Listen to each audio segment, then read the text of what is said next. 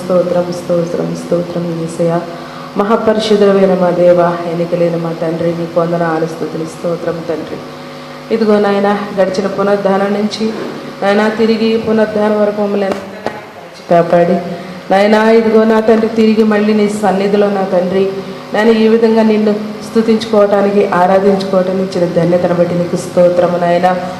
ఏవో దేవా, నీకు వందనాలు స్తుతులు స్తోత్రము తండ్రి. ఎంత గొప్ప దేవుడవయ్యా నాయన. నాయన, పరిస్థితులు ఎలాంటివి అయినప్పటికీ నా తండ్రి, నాయన అపవాది ఎంతగా పీడిస్తున్నప్పటికీ నీ బలము, నీ శక్తినిచ్చి నాయన మమ్మల్ని నీ బలంనిచ్చి బలపరిచి నీ సన్నిధికి నడిపించినందుకే నీకు స్తోత్రం తండ్రి. రావాల్సిన బిడ్డలందరినీ కూడా మీరు నడిపించండి. ఇంకా అనేకమైన నూతన ఆత్మలను కూడా మీరు నడిపించమని అడుగుచున్నాం తండ్రి. నీకు స్తోత్రము నాయన. ఇదిగో నా తండ్రి నాయన, పాటల్లోనూ ఆరాధనలోనూ నీ వాక్యములోనూ మీరుండి మమ్మల్ని బలపరచండి. ఇదిగో నాయన, నాయన నీ కుమార్తె ద్వారా నాయన మరి ఏమైతే మాతో మాట్లాడాలని నాయన మరి నాయన మమ్మల్ని ఎలా బలపరచాలని నీ ఉద్దేశం తండ్రి, అట్టి విధంగా మమ్మల్ని బలపరిచి స్థిరపరచమని, అనేకమైన ఆత్మను నడిపించి బలపరచమని, వచ్చిన బిడ్డలు మీరు దీవించి ఆశీర్వదించమని, చిన్న ప్రార్థన పాస్తన దగ్గర చేర్చుకోమని నజరేయుడైన యేసుక్రీస్తు నామములో అడిగి వేడుకను పొంది ఉన్నాం మా తండ్రి. ఆమేన్.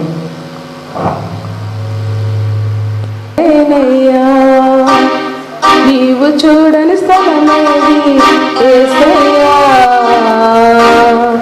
కనుమరుగై నేనుండాలయ్యా.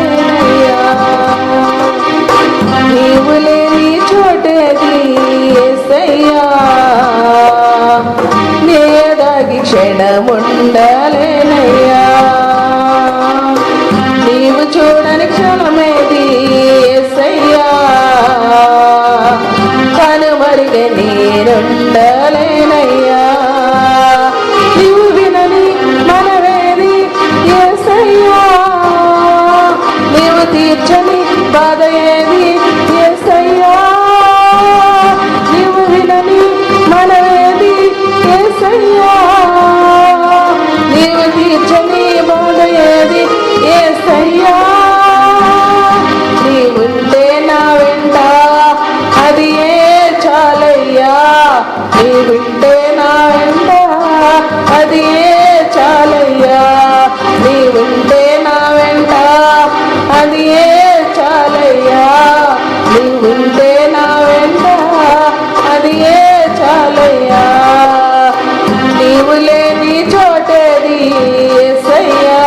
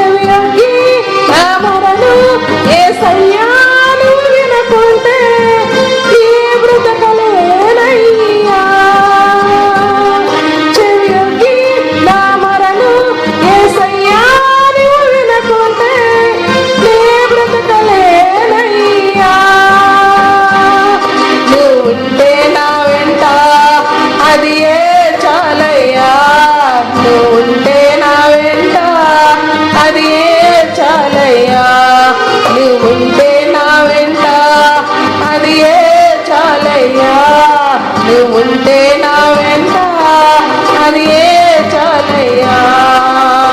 నీవు లేని చోటేది యేసయ్యా, నేదాగి క్షణం ఉండలేనయ్యా. నీవు చూడని స్థలమేది యేసయ్యా, కనుమరుగ నేనుండలేనయ్యా.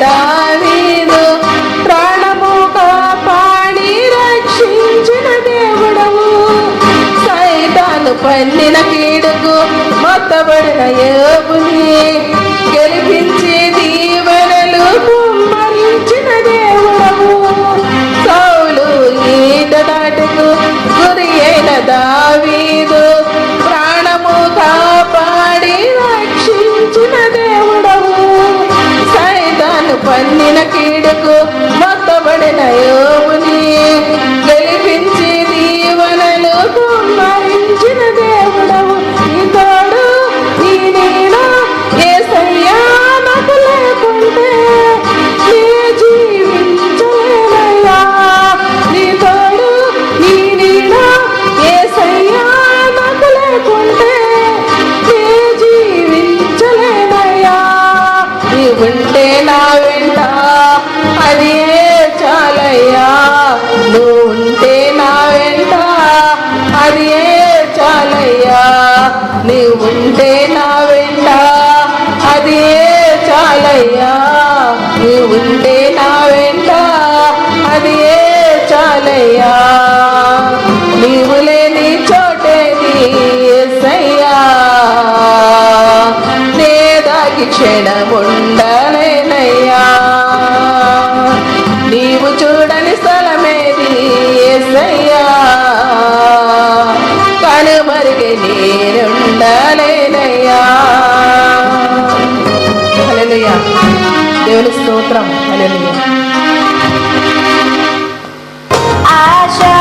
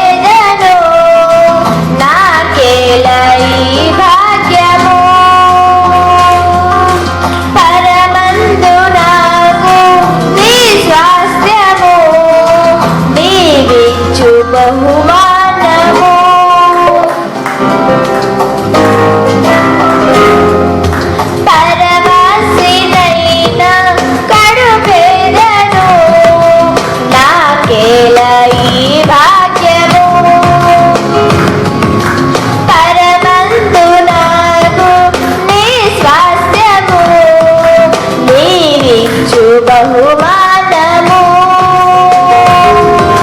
తీర్చావులే నా కోరిక, తెచ్చావులే చిలుకాదుక, అర్పింతును స్తుతి బాలిక. కరుణామయా నా యేసయ్యా, ఏదో ఆశ నాలో, నీతోనే జీవించని. ఏరై పారే ప్రేమ నాలోనే ప్రవహించని.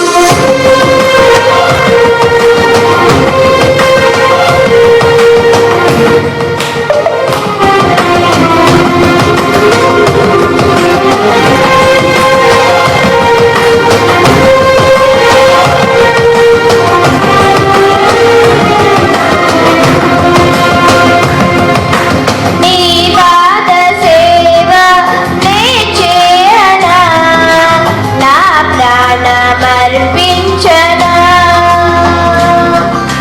నీ పాద సేవ తీర్చేననే, నీ కోసం కలిగాను.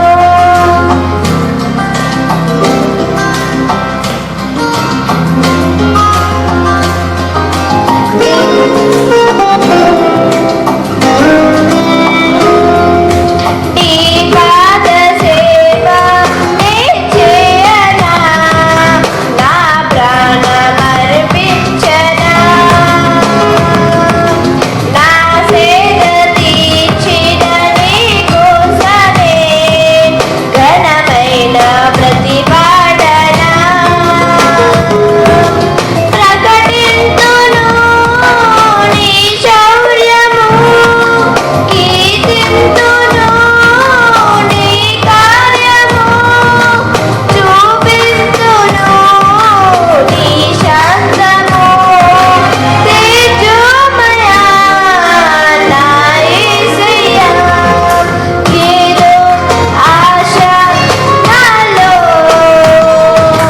నీతోనే జీవించని. ఏరై పారే ప్రేమ నాలోనే ప్రవహించని. మితిలేని ప్రేమ చూపించున్నావు, శృతి చేసి నన్ను పలికించినావు. ఈ స్తోత్రగానం నీ సొంతమే. ఏదో ఆశ నాలో, నీతోనే జీవించని. ఏరై పారే ప్రేమ నాలోనే ప్రవహించని. ఏరై పారే ప్రేమ నాలోనే ప్రవహించని. ఏరై పారే ప్రేమ నాలోనే ప్రవహించని. హల్లెలూయా.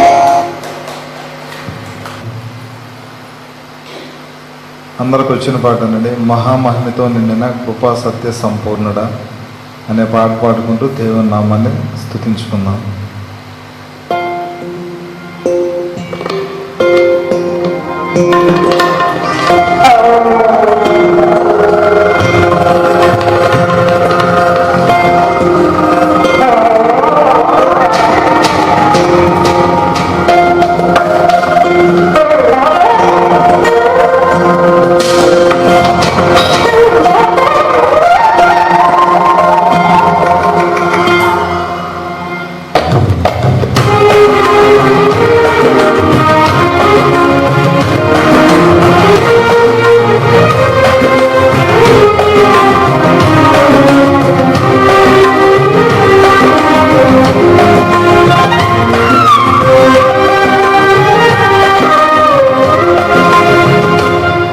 మహామహిమతో నిండిన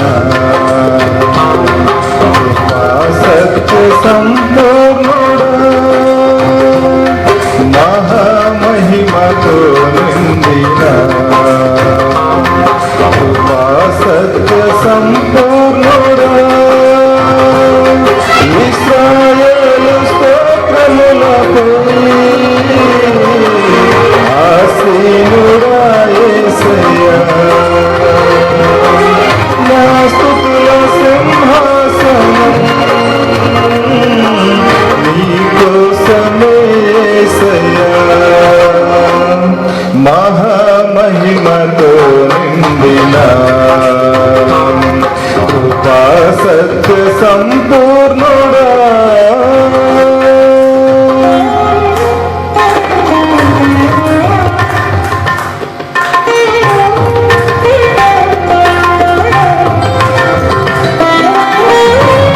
మహిమను విడిచి భూమికి దిగవచ్చిన నా యేసయ్యా, నీకు వేలాది స్తుతులు స్తోత్రములైనా.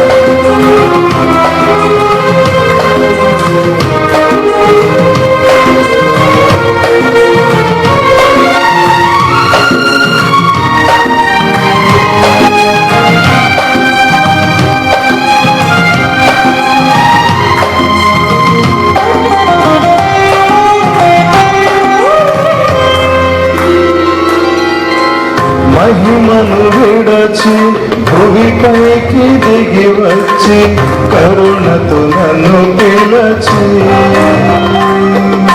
సత్యమును బోధించి చీకటిని తొలగించి వెలుగుతో నింపితివి.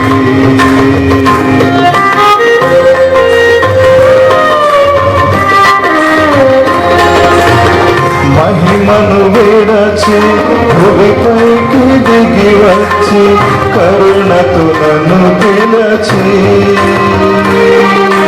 సత్యమును బోధించి చీకటిని తొలగించి వెలుగుతో నింపితివి.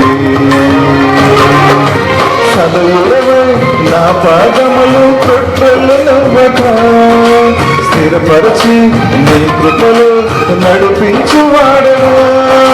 సదవుడవై నా పాదములు తొట్టెలు నవ్వక స్థిరపరచి నీ కృపలు నడిపించువాడవు. మహామహిమతో నిండిన కృపా సత్య సంపూర్ణుడా, ఇశ్రాయేలు స్తోత్రములపై ఆసీనుడా యేసయ్యా,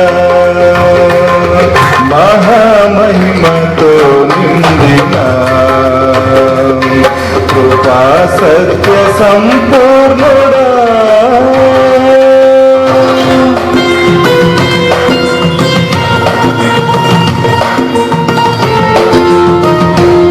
కరములు చాపి జలరాశుల్లో తండ్రి నన్ను లేవనెత్తితివి.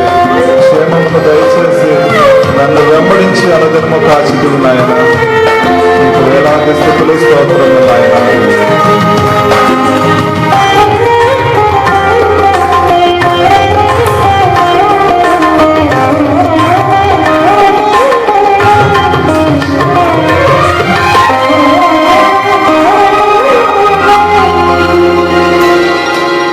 కరములు చాపి జలరాశుల నుండి నన్ను లేవనెత్తితివి.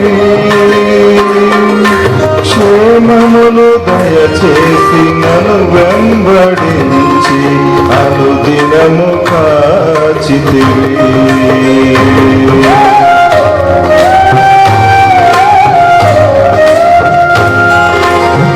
కరములు చాపి జలరాశుల నుండి నన్ను లేవనెత్తితివి. క్షేమమును దయచేసి నన్ను వెంబడించి అనుదినము కాచితివి. అక్షయుడా ప్రేమను చూపి ఆదరించినావు. నిర్మలుడా బాహు చాపి దీవించువాడము. అక్షయుడా ప్రేమను చూపి ఆదరించినావు, నిర్మలుడా బాహు చాపి దీవించువాడవు, మహామహిమతో నిండిన కృపా సత్య సంపూర్ణుడా, ఇశ్రాయేలు స్తోత్రములపై ఆసీనుడా యేసయ్యా, మహామహిమతో నిండిన కృపా సత్య సంపూర్ణుడా.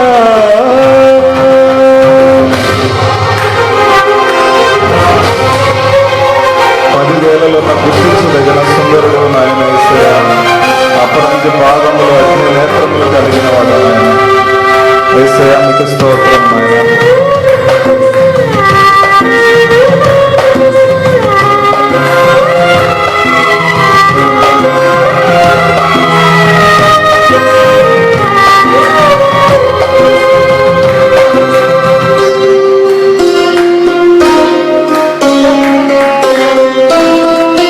పదివేలలో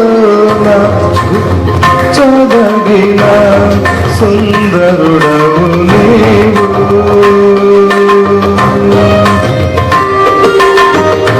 అపరంజి పాదములు అగ్ని నేత్రములు కలిగిన వాడవు,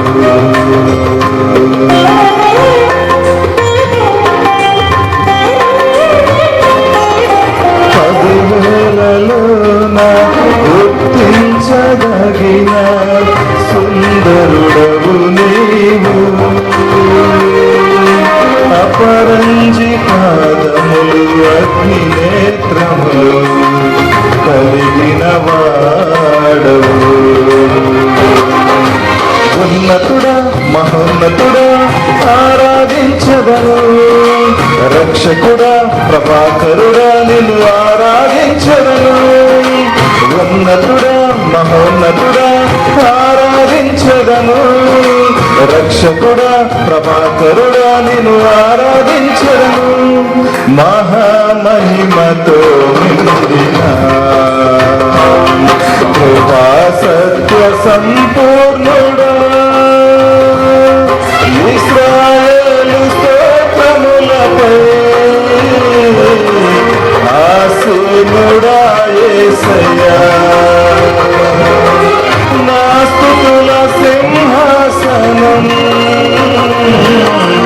నీకోసమే యేసయ్యా, మహామహిమతో నిండిన కృపా సత్య సంపూర్ణుడా, మహామహిమతో నిండిన కృపా సత్య సంపూర్ణుడా. హల్లెలూయా. ఎప్పుడైనా గాని దర్శింపరావయ్యా నా యేసయ్యా, అభిషేకం లేక దర్శనము రాక నశించుచున్నామయ్యా, మా యేసయ్యా నశించుచున్నామయ్యా, ఇకనైనా గాని ఎప్పుడైనా గాని దర్శింపరావయ్యా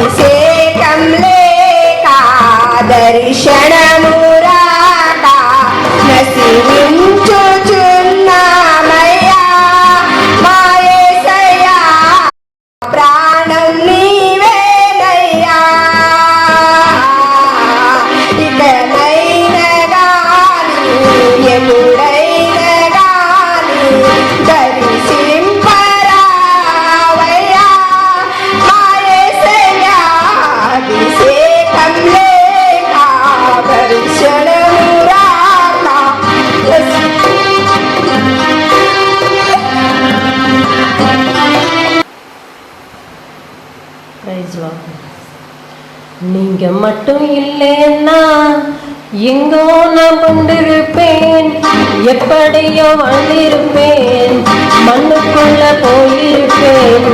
நீங்க மட்டும் இல்லைன்னா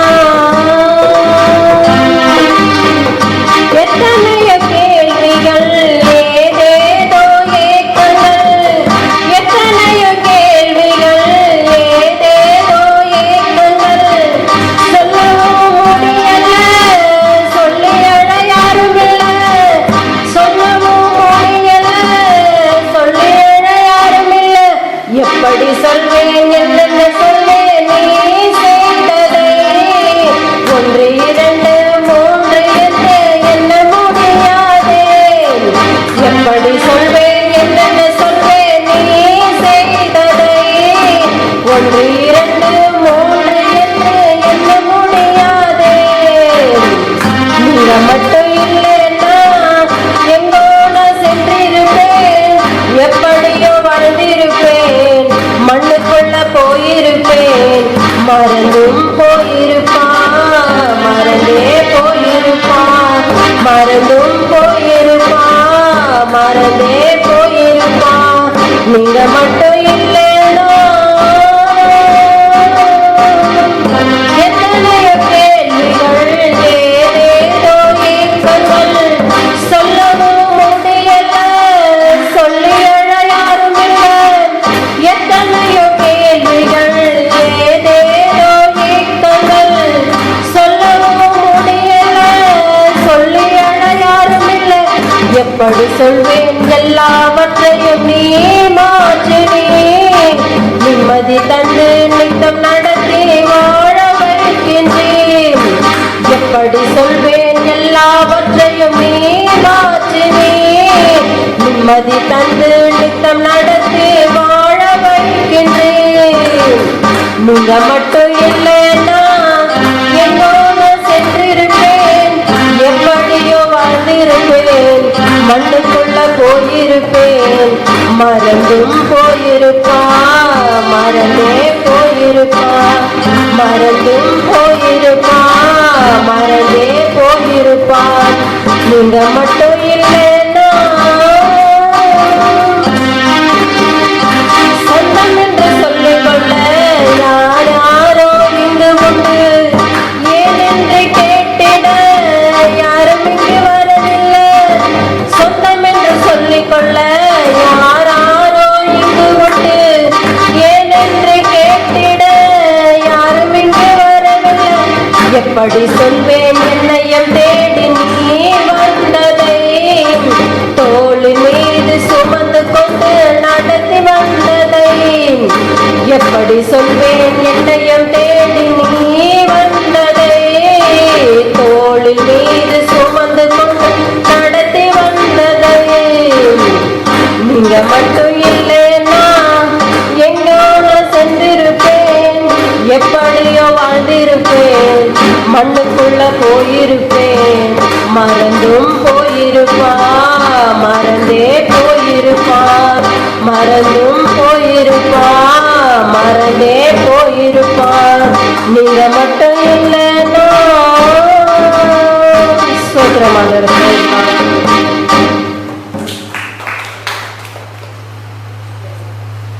Praise the Lord everyone.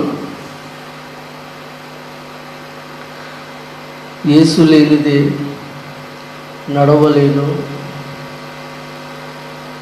అనే పాట పాడుకుందాం.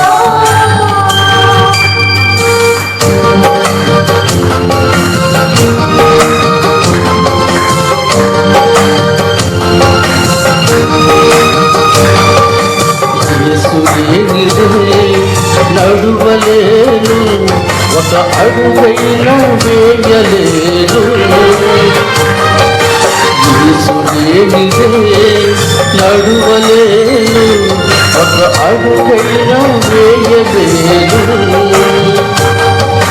నడిపించు యేసయ్యా, నా అడుగులు తడబడకుండా. నడిపించు యేసయ్యా, నా అడుగులు తడబడకుండా.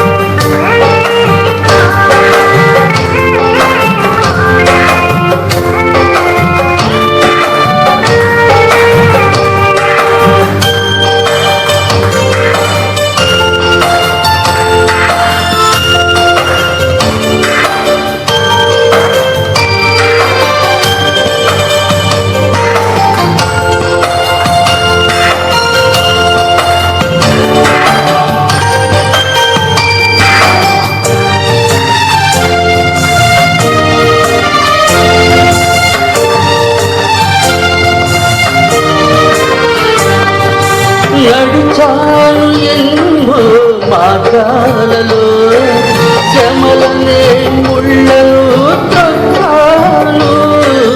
తిరిగాను నేను ఈ లోక ఆశలతో, ఎదురయ్యను ఎన్నో అవమానాలు.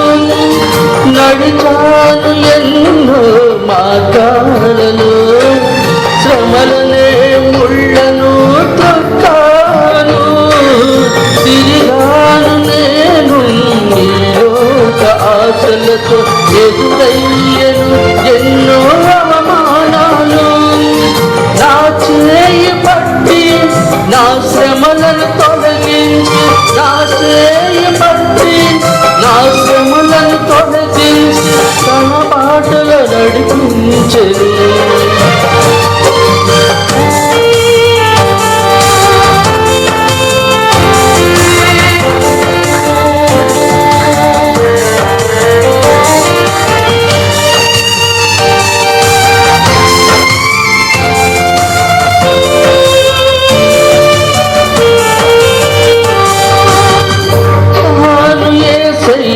శాంతి మార్గములో దొరికింది నాకు నిత్య జీవము.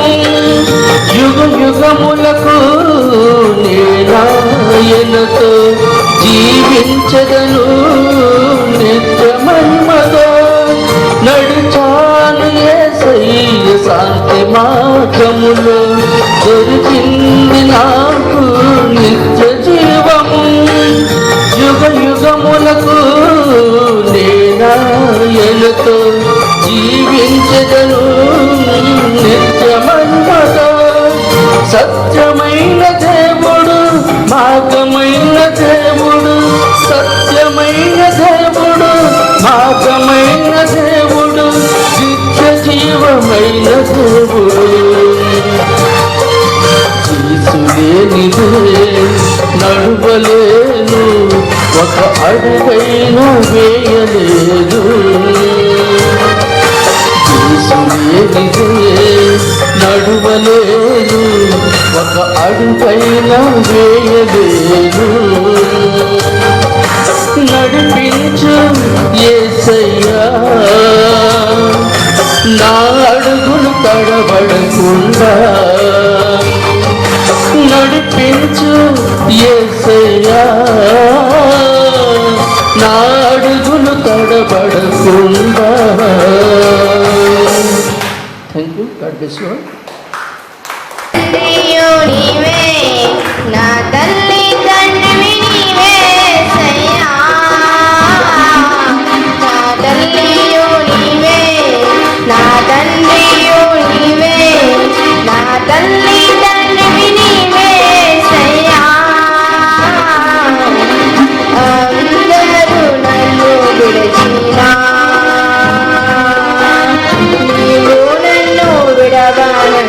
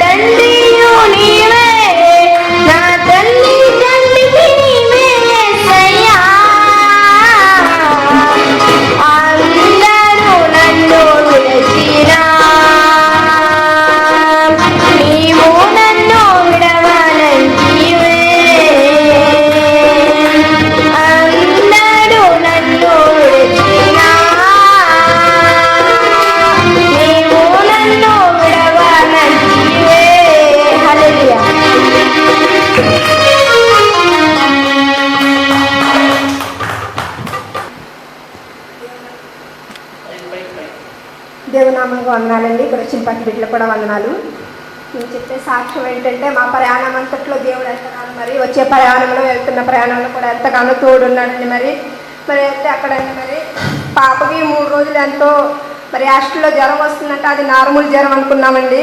తర్వాత మేమేమో సాయంకాలం తీసుకెళ్తే టైఫాయిడ్, డబుల్ టైఫాయిడ్, నీరులో ఏమో ఇంఫ్మేషన్ అన్ను రక్తంలో కూడా ఇంఫ్మేషన్ అన్నారండి. మరి 2 రోజులు ఇక్కడ ఉండాలంటే మేము ఇంటికాడ కోర్సులు ఇచ్చారండి. మరి ఇంటికాడ చేయించుకుంటామంటే సరే అని అలాగే చెప్పారండి. మరి డాక్టర్లు మరి ఇంటికాడ తీసుకొని మరి పాప చూసుకొని మరి ఎంతగానో మరి దేవుడు మా పట్ల మరి తగ్గించాడండి. మరి అలాగే పంపామండి. మరి అక్కడ కూడా మరి వాళ్ళు ఫోన్ చేసి అమ్మ బాగానే ఉందండి మరి చెప్పిందంటండి. మరి దేవుడు ఎంతగానో మా పట్ల మేలు చేస్తున్నాడండి. మరి నా భర్త అయితే మరి అది స్కూటీ మీద నుంచి పడిపోతే నిన్న వెళ్ళారండి. మరి నిన్న వెళ్తానండి ముందు తీసుకున్న కొద్దిగా దెబ్బ అది ఎముక కొద్దిగా చిట్లిందని అన్నారండి. మళ్ళీ నిన్న వెళ్తేనండి మరి పర్వాలేదు తగ్గింది, కొద్దిగా నొప్పి ఉంటే నేను మందులు రాస్తానని ఎంతగానో మరి మా దేవుడి పట్లండి ఏమి ఇచ్చినా రుణం తీరదని మరి ఎంతో సాక్ష్యంగా ప్రతి ఒక్క విషయంలో ఎంతగానో మా పట్ల మేలు చేస్తున్నాడండి. ఏమిచ్చినా మరి దేవుడికి ఏమిచ్చినా రుణం తీరదని మరి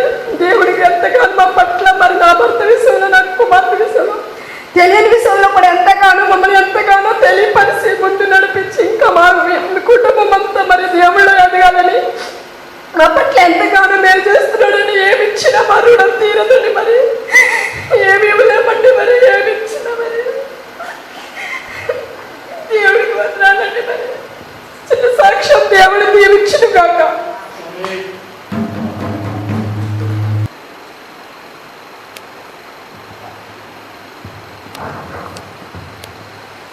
దేవుని స్తోత్రం. వాక్యపట్నం చదువుకుందామండి. సమస్త దేశములారా యెహోవాకు ఉత్సాహధ్వని చేయుడి, సంతోషంతో యెహోవాను సేవించుడి, ఉత్సాహగానము చేయుచు ఆయన సన్నిధికి రండి. యెహోవాయే దేవుడని తెలుసుకొనిడి. ఆయనే మనలను పుట్టించెను, మనము ఆయన వారము, మనము ఆయన ప్రజలము. ఆయన వారమై మనము ఆయన వారము, మనము ఆయన ప్రజలము, ఆయన మేపు గొర్రెలము. కృతజ్ఞతార్పణలు చెల్లించుచు ఆయన గుమ్మములో ప్రవేశించుడి, కీర్తనలు పాడుచు ఆయన ఆవరణంలో ప్రవేశించుడి. యెహోవా దయాళుడు, ఆయన కృప నిత్యముండును, ఆయన సత్యము తరతరములు ఉండును. పొద్దువాక్యం దేవుడు దీవించును గాక. ఆమేన్. ఆమేన్. మీ గురించి అదేవిధంగా చెప్పబోయే వాక్యం గురించి. ஸ்தோத்திரம் ஆண்டவரே, ஸ்தோத்திரம் கர்த்தாவே, இரக்கமும் கிருபையும் நிறைந்தவரே, அன்பின் தேவனே, பரலோக ராஜனே, ரபியே, உம்மை நன்றியால் துதிக்கிறோம், சோத்தரிக்கிறோம். அருமையான ஆண்டவரே, இந்த நேரத்துக்காக நாளுக்காக நன்றி செலுத்துகிறோம். ஆண்டவரே, சண்டே ஆராதனைக்காக உங்களோட பாதப்படத்தில் கொடுக்கிறோம். இந்த வாய்ப்பை எத்தனையோ ஜனங்கள் ஆண்டவரே நழுவிட்டு, ஆண்டவரே இது கடைசி காலம் சாமி, ஒருவரும் ஆண்டவரே நரகத்துக்கு போகாதபடி ஒவ்வொரு ஆத்துமாக்களும் ஆண்டவரே நீங்க கொண்டு சேர்க்கும்படி செபிக்கிறேன். ஆண்டவரே கொடுத்த காணிக்கைக்காக, ஆண்டவரே சொன்ன சாட்சிக்காக ஆண்டவரே என் தேவனே உமக்கு நன்றி செலுத்துகிறோம். ஆண்டவரே கொடுக்க போற ஆண்டவரே மெசேஜுக்காக கூட நன்றி செலுத்துகிறேன். சிஸ்டர் உங்களோட கரத்துல கொடுக்குறப்பா, மகளோட உங்களுடைய கரம் இருந்து ஆண்டவரே நீங்க பேசும்படி நாங்கள் செபிக்கிறோம். அதன் அர்த்தங்களை புரிந்து கொள்ளும்படி செபிக்கிறோம். ஆண்டவரே தொடக்கம் முதல் முடிவு பரியந்தே அப்பா நீங்கள் நடத்தும்படி செபிக்கிறோம். ஆண்டவரே பாடல் பகுதி, மெசேஜ் பகுதி, ஆராதனை பகுதி எல்லாத்தையும் உங்களோட கரத்துல கொடுத்து செபிக்கிறேன். நீ ஒருவரே பெரியவர், பெரிய காரியங்களை செய்களப்பா. நாங்கள் வந்தவங்கள் வெறுமையா போகாதபடிக்கு இந்த ஸ்தலத்துக்கு வந்தது நல்லது என்று அறிந்து கொள்ள எங்கள் ஆத்துமாக்கள் எல்லாம் ஆண்டவரை இளைப்பாற, பலப்படுத்த, தைரியப்படுத்த, எங்கள் கஷ்டம், கண்ணீர், வேதனை எல்லாம் மறைந்து போக ஜெபிக்கிற ஆண்டவரே ஏசப்பா உம்முடைய உயர்த்துகிறோம், எங்களை தாழ்த்துகிறோம். உம்முடைய நாம மகிமைப்படும்படி ஜெபிக்கிறேன். ஏசு மூலமா ஜெபிக்கிறேன் எங்கள் ஜீவன் நல்ல பிதாவே, ஆமென். మరి 7 రోజులండి మరి సిస్టరు అందరూ ప్రార్థన చేశారని ఎంతగానో మరి నా భర్త పట్ల కూడా మేలు చేశారని నేను ఇందాక నుండి మర్చిపోయానండి. మరి ఇప్పుడు జ్ఞాపకం వచ్చింది. 7గురుగా ప్రతి బిడ్డలండి చేశారండి నా భర్త గురించి. మరి అయినా ఎంతగానో మరి నేను వెళ్ళినా పర్వాలేదమ్మా బాగానే ఉంది, కొద్దిగా నొప్పి ఉంటే మందులు వాడమని చెప్పారంటండి మరి డాక్టర్లు. మరి సిస్టర్ గారు కూడా ప్రతి బిడ్డలకు, మా కుటుంబం గురించి చేసిన ప్రతి బిడ్డలకు కూడా వందనాలండి మరి అని చిన్న సాక్ష్యం దేవుని దీవించునుగా. మనం తల్లి గర్భంలో రూపింపక ముఖ్య మిమ్మల్ని ఎరిగినవాడు, మనకి ఏమి కావాలో ఏమి అవసరతలు ఉన్నాయో అవన్నీ సకాలంలో తీర్చేవాడు, కష్టాల నుంచి కూడా బయట పెట్టేవాడు కూడా ఆయన మనకి. కాకపోతే కొంచెం టైం పడుతుంది. డెఫినెట్లీ సిస్టర్, మీ గురించి మీ ఫ్యామిలీ కోసం కూడా మన సంఘం చాలా ప్రేయర్ చేస్తుంది. దేవుని కూడా ఆ ప్రేయర్ విన్నట్టుగానే అనుకుందాం మనం. ఎందుకంటే దేవుని క్రియలు జరిగినట్టు అది దేవుని యొక్క కృప వల్ల జరిగిందని అనుకోవాలా. ఇంకా మిమ్మల్ని బహుగా దేవుడు వాడుకోవాలని చెప్పేసి మనస్ఫూర్తిగా కోరుకుంటున్నాను. అలాగే ఇక్కడికి వచ్చిన సిస్టర్స్ అందరూ కూడా దేవుని నామాన్ని వందనాలు తెలియజేస్తున్నాను. ఎందుకు చిన్న మన ఆరాధనకి వెళ్ళే ముందు చిన్న విషయం చెప్పాలనుకుంటున్నాను. ఏంటంటే వ్యవసాయం చేసేటప్పుడు మనకి ధాన్యం ఉంటుంది కదా, ఆ ధాన్యాన్ని చేటలో పోసి గాలికి ఎగరేస్తూ ఉంటారన్నమాట. కానీ అది తీసేటప్పుడు చేట నిండా వస్తుంది. ఎప్పుడైతే గాలికి ఎగరేస్తామో ఎగిరిన తర్వాత ఏంటంటే సకానికి ఎక్కువ బయటికి పోతుంది. ఆ మెయిన్ ఏంటంటే మనకి ధాన్యంగా మనం గుర్తించబడతాము, అది కింద పడుతుంది, అది తక్కువ ఉంటుంది. అది ఎందుకు చెప్తానంటే ఈ మాట, పొల్లు వంటి చాలా వస్తుంటాయి పోతుంటాయి, గాలికి ఎగిరిపోతుంటాయి, వాటి గురించి మనం పట్టించుకోవద్దు.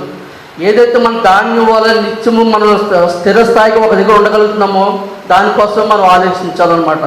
ఇది ఒక విషయం ఏంటంటే, ఏది చెప్పినట్టుకి ఇక్కడ సంఘంలోనూ బ్రదర్ చెప్పినా, సిస్టర్ చెప్పినా, మీరు చెప్పినా, నేను చెప్పిన, నా భార్య చెప్పినా, మన సంఘం స్థిరత్వం కోసమును మన కుటుంబాలు బాగు కోసం చెప్పుకుంటాం తప్ప ఒకరికి మీరు ఇలా చేయండి అమ్మా అలా చేయండి అని చెప్తే అది తప్పుగా తీసుకోవద్దు. ఒకవేళ ఆ విషయంలో మనకి తప్పు అనిపించింది అనుకోండి, దాన్ని ఏంటంటే సరి చేసుకోవడానికి ప్రయత్నం చేయాలన్నమాట.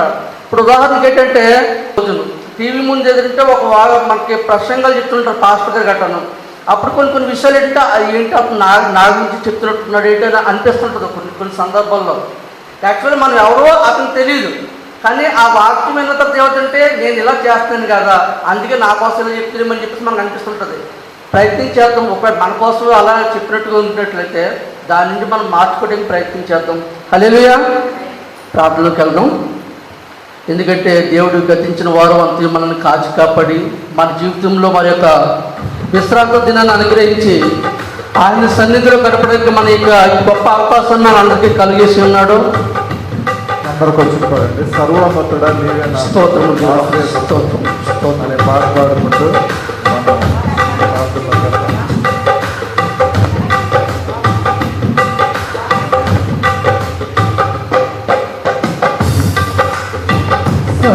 సర్వోన్నతుడా నీవే నాకు ఆశ్రయ దుర్గము, ఎవరు లేరు నాకు ఇలాలు, నాకు ఇలాలు, ఆదరణ నీవేగా, ఆనందము నీవేగా, ఆదరణ నీవేగా, ఆనందము నీవేగా, సర్వోన్నతుడా నీవే నాకు ఆశ్రయ దుర్గము, ఎవరు లేరు నాకు ఇలాలు, ఎవరు లేరు నాకు ఇలాలు, ఆదరణ నీవేగా, ఆనందము నీవేగా, ఆదరణ నీవేగా,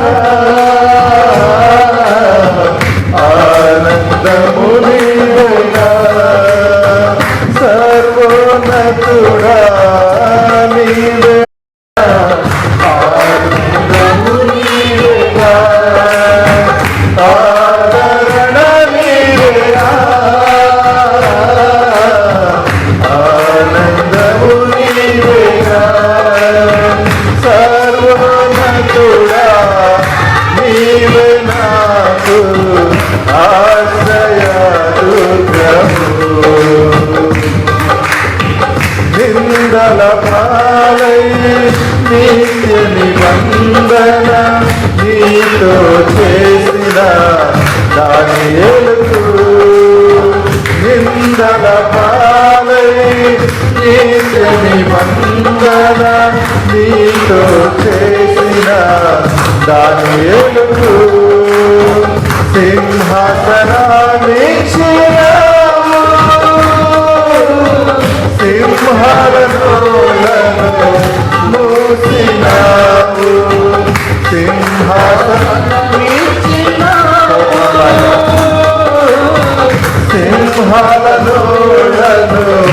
మూసినావు, సర్వోన్నతుడా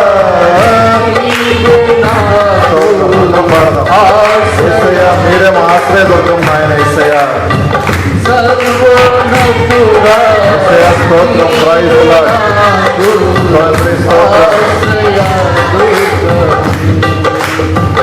ఎవరు లేరు నాకు ఇలాలు, ఎవరు లేరు నాకు ఇలాలు, ఆదరణ నీవేగా, ఆనందము నీవేగా, ఆదరణ నీవేగా, ఆనందము నీవేగా, సర్వోన్నతుడా నీవే నాకు ఆశ్రయ దుర్గము.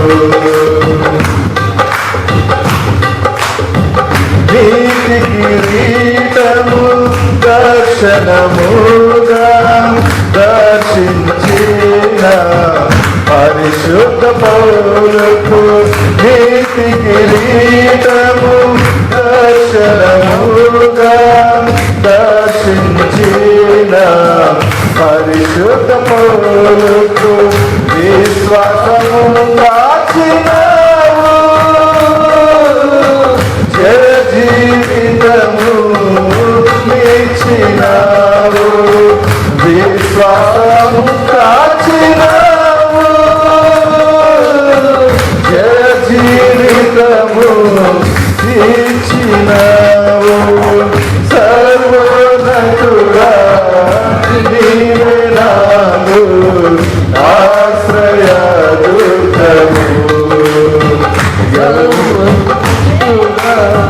నీవే నాకు ఆశ్రయ దుర్గము. ఎవరు లేరు నాకు ఇలాలు, ఎవరు లేరు నాకు ఇలాలు, ఆదరణ నీవేగా, ఆనందము నీవేగా, ఆదరణ నీవేగా, ఆనందము నీవేగా, సర్వోన్నతుడా నీవే నాకు ఆశ్రయ దుర్గము. సర్వోన్నతుడా నీవే నాకు ఆశ్రయ దుర్గము. ఎవరు లేరు నాకు ఇలాలు, ఎవరు లేరు నాకు ఇలాలు, ఆదరణ నీవేగా, ఆనందము నీవేగా, ఆదరణ నీవేగా,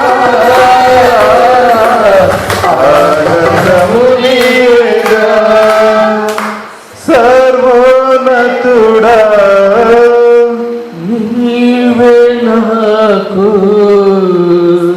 ఆశ్రయ దుర్గము. ఎవరు లేరు నాకు ఇలాలు, ఆదరణ నీవేగా, ఆనందము నీవేగా. స్తోత్రం.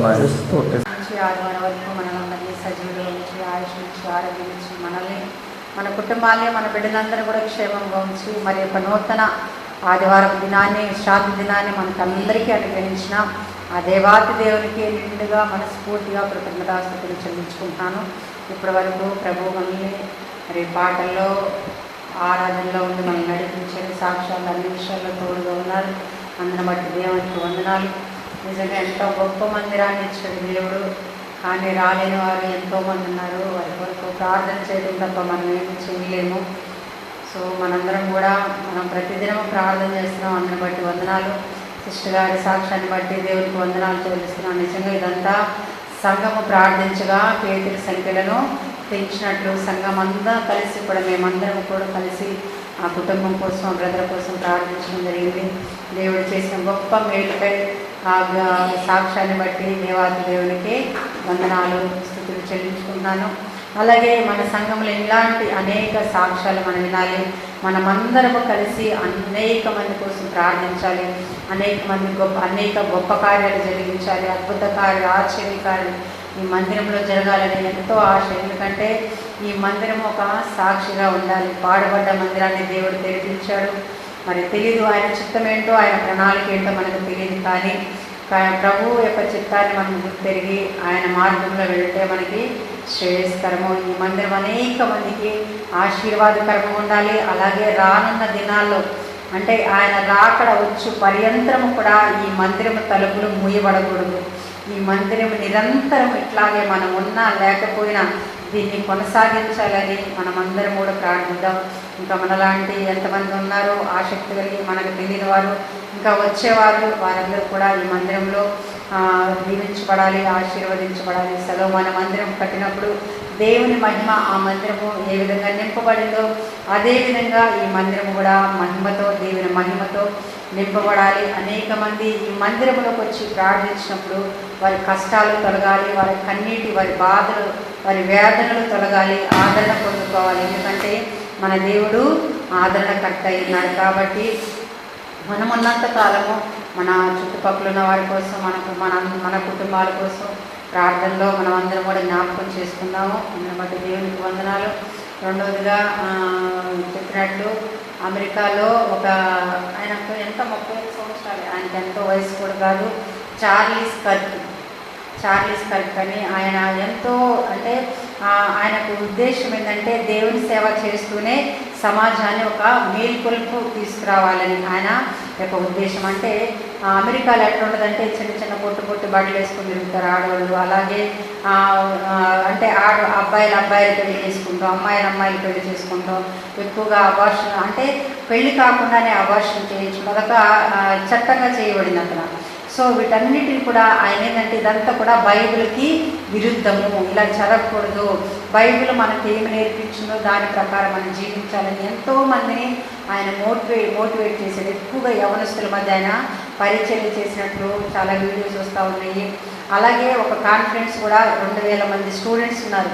వాళ్ళ మధ్య అక్కడ ఎక్కువగా డ్రగ్స్కి అడిక్ట్ అయ్యే వాళ్ళు ఉంటారు. సో వాళ్ళని ఉద్దేశించి వాళ్ళని ఒక మంచి మార్గంలో నడిపించాలని, మన దేవుడు మనల్ని పాలించాలి, ఇవి కాదు మన మార్గం ఇది కాదు అని చెప్పే క్రమంలో ఆయన ఎంతో మందిని కూడా ప్రభావితం చేశాడు ఆయన. సో ఆయన ఆ విధంగా చెప్తా ఉంటే అట్లానే చాలామంది స్టూడెంట్స్ కూర్చొని ఆయన మాటలు వింటూ ఉంటే ఎవరు మరి కాల్ చేశారో తెలియదు. బుల్లెట్ వచ్చి డైరెక్ట్గా ఇక్కడ దిగిపోయిందండి. వెంటనే ప్రాణాలు కోల్పోయారు. నిజంగా చాలా బాధ అనిపించింది. అంటే ఒక ప్రపంచమే ఉలిక్కి పడినట్లుగా అనిపించింది. అమెరికా ట్రంప్ ఆయన ప్రెసిడెంట్ అవడానికి ఆయన కూడా చాలా కీలక పాత్ర వహించారని చెప్పుకుంటా ఉన్నారు. ఒక మంచి మిషనరీ అని చెప్పాలి, మినిస్టరీ ఆయన, ఇవాంజలిస్ట్ ఆయన. దేవుని సేవ ఒక చిన్న వయసులో 31 సంవత్సరం అంటే చాలా చిన్న వయసు. ఆ కుటుంబం కోసం మనందరం కూడా ప్రార్థన చేద్దాం. చిన్న బిడ్డలు ఇద్దరు, అమ్మాయికి 3 సంవత్సరాలు, అబ్బాయికి మొన్నే బర్త్డే అయిపోయిందండి, ఫస్ట్ బర్త్డే. నిజంగా చాలా బాధ అనిపించింది, చాలా దుఃఖం అనిపించింది. ప్రభా ఎంతమంది హతసాక్షులు అయిపోతున్నారంటే దేవుని కొరకు వారి ప్రాణాలు సైతం కూడా లెక్క చేయకుండా ఉన్నారు. బట్ మేమేం చేస్తున్నాం ప్రభా, మేమేం చేయగలుగుతున్నాం, మీకోసం తింటున్నాం, మా పనులు చేసుకుంటున్నాం, తాగుతున్నాం, శృతిస్తున్నాం, మా బిడ్డలు, మా పనులు, మా వ్యాపారాలు, మా ఉద్యోగాలు ఇప్పుడు మాది అనుకుంటున్నాం. కానీ నీకోసం మేము ఏం చేయగలుగుతున్నాం? కనీసం ఒక్కరికైనా మాటలు చెప్పలేకపోతున్నాం, ఒక్కరిని కూడా ప్రభావితం నేను చేయలేకపోతున్నామని చాలా దుఃఖం అనిపించింది, చాలా వేదన అనిపించింది. వారు వేరొక దోణిలో ఉన్న తమ ఆదివారు వచ్చి తమకు సహాయం చేయవలని వారికి సంఖ్యలు చేసింది. వారు వచ్చి 2 దోణుల్లో మురుగునట్లు నింపిరి. సీమోను పేతురు అది చూసి యేసు మోకాడేంత సాగిలపడి, ప్రభువా నన్ను విడిచిపోము, నేను పాపాత్ముడని చెప్పాను. ఏలయనగా వారు పట్టిన చేపల రాశికి అతను అతనితో కూడున్న వారందరూ విస్మయం ఉంది. అలాగున సీమోనుతో కూడా పాలువారైన జెబెదయి కుమారులకు యాకోబును యోహానును విస్మయ ఉంది. అందుకు యేసు భయపడకము, ఇప్పటి నుండి నీవు మనుషులను పట్టువాడు ఇందువని సీమోనుతో చెప్పాడు. ఎక్కలేదు, ఆయన్ని అడిగాడు. ఆయన అడిగి అక్కడ కూర్చున్నట్లుగా మనము చూస్తున్నాం. దేవుడు మన పర్మిషన్ లేకుండా ఆయన మన జీవితాల్లోనికి రాడండి. ఏదో అంటారు కదా, దేవుడు మతం మారుస్తాడు అంటారు. మన దేవుడు మతం మార్చే దేవుడు కాదు, కానీ మన దేవుడు మనసులను మార్చే దేవుడు, మార్గమును చూపించే దేవుడుగా ఆయన ఉన్నాడు. ఇక్కడ ఆయనకి మన సహకారం కావాలి, మన అవసరత కావాలి. ఒకవేళ నువ్వు పాపం నుంచి విడిపించబడాలంటే నువ్వు ఆయనకి ఏం చేయాలి? మన కోఆపరేషన్ ఉండాలి. ప్రభా నన్ను రక్షించు అని చెప్పేసి ఎప్పుడైతే మనము దేవుని పాదాల చెంతను పట్టుకొని మనం ఏడుస్తామో అప్పుడే ఆయన మన జీవితానికి రావటం మనము చూస్తాము. ఆయన చిత్తము చేయడానికి ఆయనకి ఒక శరీరం అవసరం అండి. ఎందుకంటే ఇక్కడ చూడండి, అక్కడ అంతమంది ప్రజలు ఉన్నారు. అంతమంది ప్రజలకి ఆయన బోధించడానికి ఏం అవసరమైంది? ఆయనకి ఒక దోణె అవసరమైంది. సో ఈరోజు దేవుడు మన నుంచి ఏం ఆశిస్తున్నాడంటే మనము కూడా ఒక దోణెగా మనము మార్చబడాలి. ఆయన చిత్తము నెరవేర్చడానికి. ఆయన ఎందుకు వచ్చాడంటే అక్కడికి ఆయన వాక్యాన్ని బోధించడానికి వచ్చాడు. ఆ వాక్యాన్ని బోధించడానికి ఆయనకి అనువైన ఒక ప్లేస్ కావాలి, ఒక స్థలము కావాలి. ఆ స్థలం ఎవరిచ్చారంటే, ఆ దోణిని ఎవరిచ్చారంటే పేతురు గారు యేసు ప్రభుకి ఇచ్చినట్లు మనము చూస్తాము. ఇక్కడ దోణి దేనికి సాదృశ్యంగా ఉందంటే అది మన యొక్క శరీరానికి లేదా మన హృదయానికి ఇక్కడ సాదృశ్యంగా ఉంది. మనము కూడా ఆయన చిత్తాన్ని చేయటానికి, ఆయన చిత్తాన్ని నెరవేర్చడానికి మనము కూడా మన యొక్క జీవితాన్ని, మన యొక్క హృదయాన్ని ఆయన కోరుకుంటా ఉన్నాడు. ఇక్కడ లూకాసు వార్త 10:2 ఉంటుంది. ఆ కోత విస్తారంగా ఉన్నది కానీ పనివారు కొంచెమే ఉన్నారు, చాలా కొద్దిగా ఉన్నారు. కోత ఏమో చాలా విస్తారంగా ఉందని చెప్పేసి స్వయంగా అక్కడ యేసు ప్రభు వారు అక్కడ మాట్లాడుతూ ఉన్నాడు. సో మనము ఈయనకి ఎవరెవరు అవసరం అంటే సేవకులు కావాలి, శిష్యులు కావాలి, బోధకులు కావాలి. చూడండి, ఒక్కటి ఆలోచన చేస్తే ఆయన సర్వ సృష్టికర్త. ఆయనకు అసాధ్యమైనది ఏమైనా ఉందండి? లేదు. ఒక్క క్షణంలో ఎక్కడెక్కడో ఉన్న చేపలన్నీ కూడా అన్నీ వచ్చి ఆ వలలో పడ్డాయి కదా. సో అలాగే ఆయన అనవచ్చు కదా, ఆయన ఇంత శక్తి కలిగిన దేవుడు, వీళ్ళందరూ రక్షణ పొందుకోవాలంటే రక్షణ పొందుతారు. కానీ వీరందరూ లేదా దేవదూతలు పంపించి నువ్వు ఈ గ్రామాన్ని సెలెక్ట్ చేసుకో, లేదా నువ్వు ఈ దేశానికి వెళ్ళు, నువ్వు ఈ ప్రాంతానికి వెళ్ళి వారిని రక్షణలోకి నడిపించంటే దేవదూతలు చేయలేరా? చేస్తారు. కానీ ఆయనకి ఎవరు అవసరం అంటే మన అవసరం. ఒక మానవుడి ద్వారా, ఒక శరీరము ద్వారా ఆయన అనేక మందిని ఆయన యొక్క రక్షణలోనికి నడిపించుకోవాలని ఆశపడుతున్నాడు. అందుకే కాబట్టి అనేక మందిని ఆయన శిష్యులుగా చేసుకున్నాడు, అనేక మందిని బోధకులుగా చేసుకున్నాడు, అనేక మందిని పరిచారకులుగా చేసుకున్నాడు, అనేక మందిని ఆయన పరిచర్య చేసేవాడు. అంటే ఆయనకు ఒక శరీరం కావాలి, ఒక ఆత్మ కావాలి. ఆయన కార్యములు నెరవేర్చబడటానికి, ఆయన బిడ్డల్ని ఆశీర్వదించడానికి, ఆయన బిడ్డల్ని రక్షణలోనికి నడిపించడానికి ఆయనకి ఏం కావాలండి? ఒక శరీరం కావాలి, ఒక ఆత్మ కావాలి. ఇక్కడ సీమోను పేతురుని ఆయన ఎందుకు కోరుకున్నాడంటే ఆయన ఇష్టపూర్వకంగా ఆయన దోణిలోనికి ఆయన్ని ఎక్కించుకున్నాడు. ఆయన అప్పుడు అనొచ్చు, అయ్యా నేను రాత్రంతా కూడా అలసిపోయి ఉన్నాను, నా ప్రాణం అలసిపోయింది, మరి చాలా విసిగిపోయిన, నిద్ర లేకున్నాను, రెస్ట్లెస్గా ఉన్నాను, నా వల్ల కాదు ప్రభా, ఎవరినైనా ఇంకొక దోణి ఉంది కదా ఆ దోణిలో కూర్చొని చెప్పొచ్చు. కానీ ఇక్కడ పేతురు గారు ఆయన మాటకు విధేయత చూపించాడని అనుకోవచ్చు, లేదా తన అత్తగారిని ఆయన స్వస్థపరిచాడు కాబట్టి, ఒకవేళ తెలిసింది కాబట్టి ఒకవేళ అలా కూడా అని ఉండొచ్చు. కానీ ఏదేమైనా కూడా పేతురు గారు ఆయన దోణిలోకి ఆయన్ని చేర్చుకున్నట్లుగా మనం ఇక్కడ చూస్తున్నాం. మనము కూడా మన హృదయాలని, మన జీవితాలని ఆయన ఈరోజు కోరుకుంటున్నాడు. ఎందుకు కోరుకుంటున్నాడంటే ఆయన రాజ్య వ్యాప్తి కోసం. ఆయన ఏమైనా చేయగలడు. ఆయన సృష్టికర్త, నోటి మాటతో సృష్టిని చేసిన దేవుడు. నువ్వు రక్షించబడంటే రక్షణ పొందుకోలేమా? కానీ ఆయన మనకి ఏం ఇచ్చాడంటే స్వాతంత్ర్యం ఇచ్చాడు. జీవ మరణములు మన నాలుక వశంలో పెట్టాడు. నువ్వు జీవాన్ని కోరుకుంటావో మరణాన్ని కోరుకుంటావో అది నీ ఇష్టం అని చెప్పేసి ఆయన మనకి ఆప్షన్ ఇచ్చాడు. కానీ ఆయన అంటే ఫోర్స్గా, అంటే ఒక ఫోర్స్గా, అంటే ఏమంటారు, ఫోర్స్గా అంటే బలవంతంగా బలవంతంగా ఆయన మన జీవితాల్లోనికి రాడండి. దేవుడు మనకి స్వాతంత్రాన్ని ఇచ్చాడు. కాబట్టి మా దేవుడికి ఏంటంటే ఆయనకి ఒక శరీరం అవసరమైనది. ఆయన కార్యాలు జరిగించడానికి ఒక శరీరం అవసరం. కాబట్టి ఆయన అంటున్నాడు, కోత విస్తారముగా ఉన్నది కానీ పని చేసేవాళ్ళు చాలా కొద్దిగా ఉన్నారు అని చెప్పేసి పేతురుని అడిగినప్పుడు పేతురు ఆయన హృదయాన్ని ఇచ్చాడు. ఆయన ధోనిలోనికి ఆయన్ని ఆహ్వానించినట్లుగా మనం ఇక్కడ చూస్తున్నాం. మనం కూడా ఈరోజు మన జీవితాల్లో మనం కూడా జ్ఞాపకం చేసుకోవాల్సింది ఏంటంటే, మనము దేవుడు మన పట్ల ఏ ప్రణాళిక కలిగి ఉన్నాడో మనకు తెలియదు. ఏ ఉద్దేశం కలిగి ఉన్నాడో, ఏ చిత్తము కలిగి ఉన్నాడో. లోకంలో ఎంతోమంది క్రైస్తవులు ఉన్నారు, కానీ మనము ప్రత్యేకించబడి ఇక్కడ ఉన్నామంటే ఖచ్చితంగా ఏదో ప్రతి ఒక్క బిడ్డ పట్ల ఆయనకి ప్రణాళిక ఉంది. అంతేగాని ఈయన వీరిని సెలెక్ట్ చేసుకుంటారు, వీరిని సెలెక్ట్ చేసుకుంటారని లేదండి. ఆయనకు ప్రతి ఒక్కరి పట్ల అందరి కొరకు ఆయన మరణించారు, అందరి కొరకు ఆయన రక్తం కార్చాడు, కానీ ఏ ఒక్కరి కోసం ఆయన మరణించలేదు. మనం దాన్ని గమనించాలి. దేవుడు మనందరి కోసం మరణించారు కాబట్టి ఆయన చిత్తాన్ని మనము కూడా చేయాలి. ఆయన చిత్తాన్ని మనము నెరవేర్చాలి, ప్రార్థించే వారముగా ఉండాలి. అలాగే అనేక మందికి సహాయం చేసేవారుగా, అనేక మందికి దేవుని మాటలో చెప్పేవారుగా ఆయన ఆశపడుచున్నాడు మన గురించి. మీరు మా సేవ చేయాలి, మీరు నా పని చేయాలని చెప్పేసి ఆయన ఆశపడతా ఉన్నాడు. ఇక్కడ పౌలు గారిని చూస్తే కనుక ఆయన అంటున్నాడు, ఆయన సమస్తమును కూడా దేవుని కొరకు ఏ విధంగా పెంటగా ఎంచుకున్నాడు. ఆయన ఒక ఇంతకుముందు చాలామంది క్రైస్తవుల్ని ఆయన చాలా హింసించినప్పటికీ దేవుడి చేత ఆయన పట్టబడ్డప్పుడు ఆయన క్రీస్తు కొరకు హతసాక్షిగా మారినట్లు మనము చూస్తాము. ఇక్కడ దేవుడు కూడా ఏం కోరుకున్నాడు? పేతురు యొక్క ధోనిని కోరుకున్నాడు. పేతురు కూడా ఆయన మాటకు లోబడి ఆయన హృదయాన్ని ఆయన యొక్క పని చేయడానికి తనను తాను అప్పగించినట్లుగా ఇక్కడ మనల్ని చూస్తున్నాం అన్నమాట. తర్వాత మూడవదిగా మనం చూస్తే కనుక మనము 3వ అధ్యాయం చూస్తే ఆయన ఆ దోణులను సీమోనుదైన యొక్క దోణి ఎక్కి ధర నుండి కొంచెము త్రోయమని అతన్ని అడిగి కూర్చుండి దోణిలో నుండి జనసమూహములకు బోధించుతుండడు. ఆయన బోధించి త్రాలించిన తర్వాత, నీవు దోణిను లోతునికి నడిపించి చేపలు పట్టుటకు మీ వలలు వేయడని సీమోనుతో చెప్పగా, ఇక్కడ యేసు ప్రభువు వారు ఏం చెప్తున్నారంటే, పడవని ఇంకా కొంచెం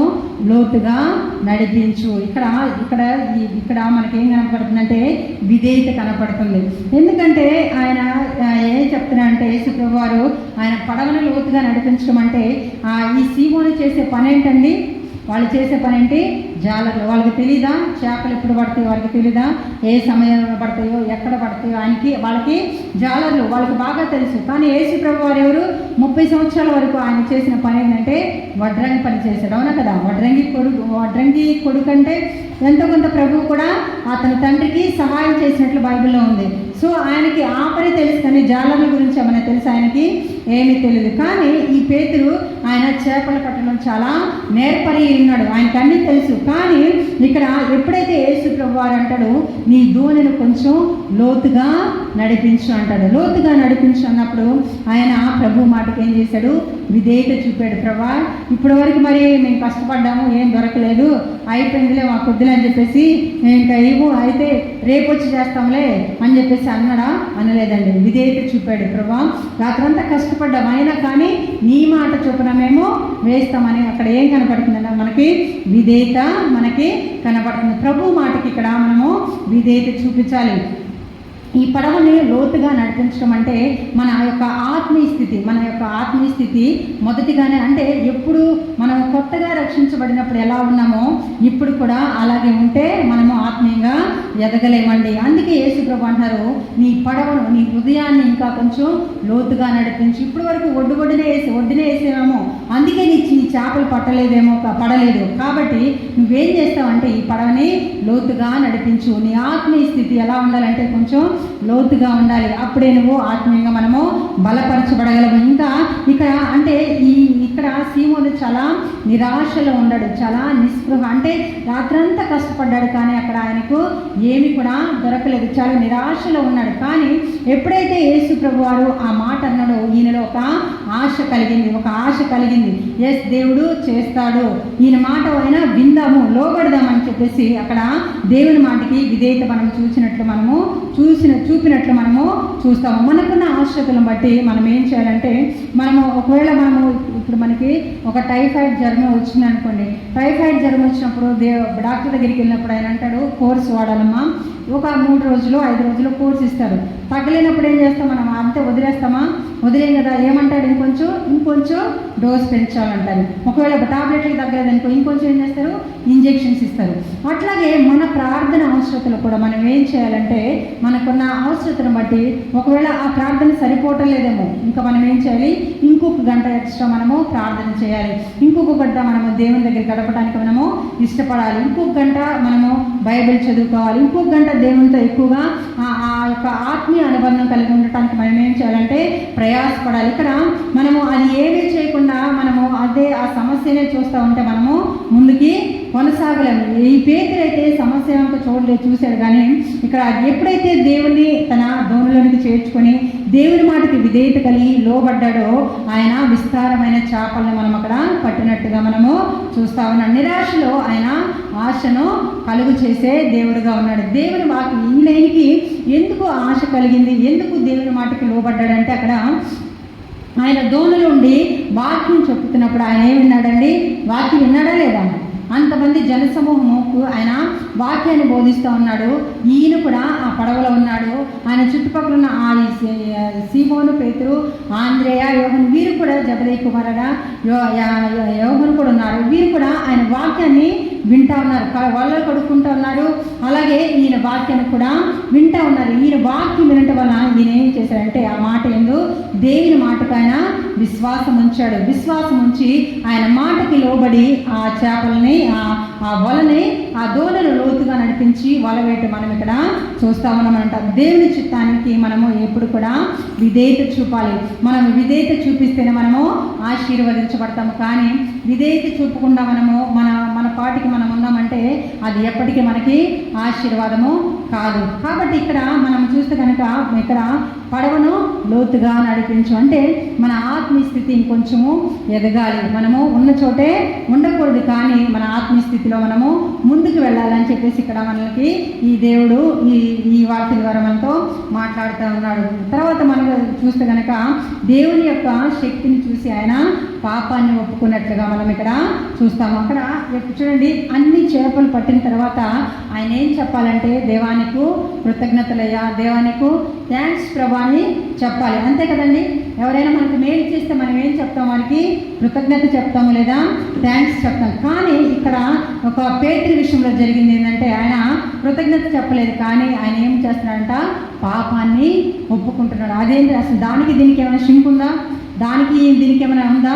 ఏమీ లేదు. కానీ ఇక్కడ మనం గమనించాల్సింది ఏంటంటే ఎప్పుడైతే పేతురు దేవుని యొక్క శక్తిని చూశాడో, ఆ చేపల విస్తారమైన చేపలను చూశాడో, ఈయన మామూలు వ్యక్తి కాదు, ఈయన సాధారణమైన వ్యక్తి కాదు, ఈయన గొప్ప దేవుడు, ఈయన సర్వశక్తిమంతుడు ఆయన అని ఆయన గ్రహించుకొని ఆయన చేసింది ఏంటంటే ఆయన దేవుని దగ్గరికి వచ్చి ప్రభా నేను పాపాత్మునయ్యా, నన్ను విడిచిపెట్టి వెళ్ళిపో అని చెప్పేసి దేవుని దగ్గర ఇక్కడ ఆయన పాదాల మీద పడి ప్రభా నేను పాపాత్ముడు అని చెప్పేసి ఆయన కనికరం పొంది. నిజంగా ఇక్కడ ఏం చేయాల్సిన పని ఏంటంటే కృతజ్ఞతలు చెప్పి వెళ్ళిపోవాలి. కానీ ఇక్కడ పేతురు ఏం చేశాడంటే ఎప్పుడైతే దేవుని యొక్క శక్తిని గ్రహించడో, దేవుని యొక్క ఆ బలాన్ని, ఆయన యొక్క మహిమను, ఆయన ఎంత గొప్ప దేవుడో ఆయన గ్రహించగలిగాడో, వెంటనే ఆయన ఏమి కలిగిందంటే పశ్చాత్తాపం కలిగింది. అయ్యా నేను ఒక పాపినని ఆయన గ్రహించగలిగాడు. చూడండి, మన జీవితాలు కూడా దేవుడు మన జీవితాలని ఆహ్వానిస్తే ఖచ్చితంగా మన జీవితాలు మొట్టమొదటిగా కలిగేది ఏంటంటే మనకి మనము పశ్చాత్తాపడతాం. మన పాపాలను బట్టి మనము ఆయన సన్నిధిలో పశ్చాత్తాపడతాం, ఏడుస్తాం. దేవుడు లేనంత వరకు మనం ఏంటంటే మన ఇష్టానుసారంగా మనం జీవిస్తాం. కానీ ఎప్పుడైతే మనము దేవుని అంగీకరించి ఆయన మన జీవితాల్లోనికి, మన హృదయంలోనికి ఆహ్వానిస్తామో మొట్టమొదటిగా మనలో జరిగే కార్యం ఏంటంటే పశ్చాత్తాపము. ఇక్కడ కూడా పేతురు అదే అంటున్నాడు, ప్రభా నేను పాపిని అని చెప్పేసి ఆయన పాపాన్ని ఒప్పుకున్నట్లు చూస్తాం. అలాగే యెషయా గ్రంథము 6వ అధ్యాయంలో యెషయా కూడా మనం ఇక్కడ యెషయాని చూస్తే కనుక ఎప్పుడైతే ఆ సింహాసనం నందు ఆయన ఆసీనుడై ఉంటాడో ఆయన ఆ దర్శనాన్ని యెషయా ఆ దర్శనాన్ని చూసినప్పుడు అక్కడ ఏం జరుగుతుందంటే ఆ దేవదూతలు ఆయన్ని ఆరాధన చేస్తూ ఉన్నారంట. పరిశుద్ధుడు అని చెప్పేసి సైన్యములకు అధిపతి యెహోవా పరిశుద్ధుడు అని ఆయన గానా ప్రతి జ్ఞానాలు చేస్తుంటే ఈయన ఒక దర్శనం చూస్తే ఈయనేమనాలి, ఖచ్చితంగా ఈయన కూడా దేవుణ్ణి స్తుతించాలి, ఆరాధించాలి. కానీ ఈయన ఎప్పుడైతే ఆ సర్వశక్తిమంతుడిని, ఆ మహిమగల దేవుని చూశాడో ఈయన అంటాడు, ప్రభా నేను పాపినయ్యా, నేను నా పెదవులు అపవిత్రమైన పెదవులు, నేను అపవిత్రమైన ప్రజల మధ్య నివాసము చేస్తున్నాను ప్రభా అని చెప్పేసి ఆయనలో ఏం కలిగిందంట, పశ్చాత్తాపం కలిగింది. ఆయనలో ఏం కలిగింది, ఒక పాపాన్ని ఒప్పుకునే స్వభావం, ఒక మనసు ఆయనలోనికి వచ్చిందండి. నిజంగా అంటే ఇక్కడేమో పేతురు దేవుని యొక్క శక్తిని చూసి ఆయనలో పాపాన్ని ఒప్పుకుంటున్నాడు. ఇక్కడ యెషయాని కనుక మనం చూస్తే కనుక ఆయన యొక్క దర్శనాన్ని చూసి ఆ దేవుని యొక్క మహోన్నతమైన ఆ సింహాసనం మీద ఆయన ఆసీనుడైనట చూసి ఈయన ఎంతో గొప్ప దేవుడు, ఈయన ఎంత సర్వశక్తిమంతుడు అని చెప్పేసి ఆయన ఏం కలిగిందంటే పాపము ఆయన్ని ఒప్పుకుంటున్నాడు. ఆయనలో పశ్చాత్తాపం కలిగి, ప్రభువా నేను పాపాత్ముడిని, నేను అపవిత్రమైన పెదవులు గలవాడిని, ఈ పెదవులతో ఎన్నో పాపపు మాటలను ఉంటాను, ఎన్నో అబద్ధపు మాటలను ఉంటాను, ఎన్నో చేసి ఉంటాను. కాబట్టి ఆయన ఒప్పుకుంటున్నాడు, అయ్యా ఈ అపవిత్రమైన జనుల మధ్య నేను నివసించాను అని చెప్పేసి అన్నప్పుడు ఆయన ఒక శరాపు వచ్చి ఆయన పెదాలకి తాకటం, తర్వాత ఆయన ఏమంటాడంటే నీ పాపాలు క్షమించబడ్డాయి. ఎప్పుడైతే పాపాలు క్షమించబడ్డాయి అన్నాడో వెంటనే యెహోవా దేవుడు అంటాడు, నా పని చేయటానికి ఎవరు వెళ్తారు? ఏమంటాడండి, నా పని చేయటానికి ఎవరు వెళ్తారని అడిగినప్పుడు ఆయన అంటాడు, ప్రభువా నేను వెళ్తాను, నన్ను పంపు. అంతకుముందు అన్నాడా?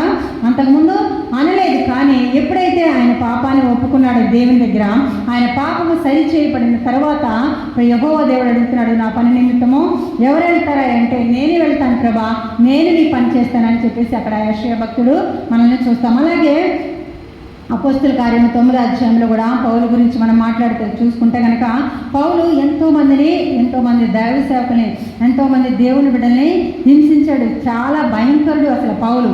అలాంటి పౌలుని దేవుడు దర్శిస్తాడు. దేవుడు దర్శించినప్పుడు సౌలా ఎందుకు నన్ను నువ్వు హింసిస్తున్నావు అంటే, సౌలు ఎప్పుడైనా యేసుప్రభుని చూశాడండి? యేసుప్రభుని చూశాడు సౌలు? చూడలేదు. ఎందుకంటే అప్పటికి ఆయన పునరుద్ధరణ అయిపోయాడు. సౌలుకి తెలియదు యేసుప్రభు. కానీ ఇక్కడ యేసుప్రభు వారు ఆయన పునరుద్ధరణ అయిన తర్వాత ఏమంటున్నాడంటే, సౌలా ఎందుకు నన్ను హింసిస్తున్నావు అంటే, ఆయన బిడ్డల్ని హింసిస్తే కనుక ఆయన్ను హింసించినట్లే. కాబట్టి ఆ ఉద్దేశంతో ప్రభు అంటున్నాడు, నన్నెందుకు నువ్వు హింసిస్తున్నావు అంటే, ప్రభా ఎవరు నువ్వు అంటే, నువ్వు హింసిస్తున్నా యేసును నేనే అని చెప్పేసి ఆయన అక్కడ అన్న తర్వాత ఆయన అక్కడ 3 దినాలు అక్కడ ప్రార్థించడం మనం చూస్తాం.